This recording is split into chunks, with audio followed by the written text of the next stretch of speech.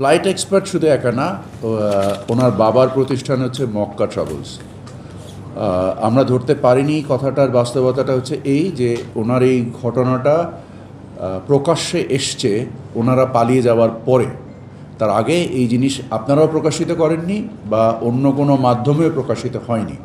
কারণ যখন ওনারা ওনাদের মানে যে প্রমিস যে টিকিট ডেলিভারির কথা ছিল, সেই টিকিটগুলো যখন ডেলিভারি না করেই উনি টাকা নিয়ে পালিয়ে চলে গিয়েছেন, এই বাণিজ্য তো চলছিলই, এই নৈরাজ্য চলছিলই।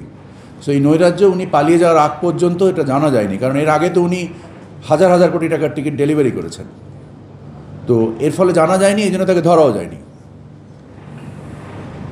দ্বিতীয় যদি কোনো প্রশ্ন, তবে নিশ্চয়ই আমরা এটা ইন্টারপোল সহ আমাদের ওনাদের যে টাকা আয়টাতে এবং যে টাকা ব্যাংকিং সিস্টেমে আটকে দেওয়া সম্ভব হয়েছে, আমরা সেই টাকা আটকে দিয়েছি।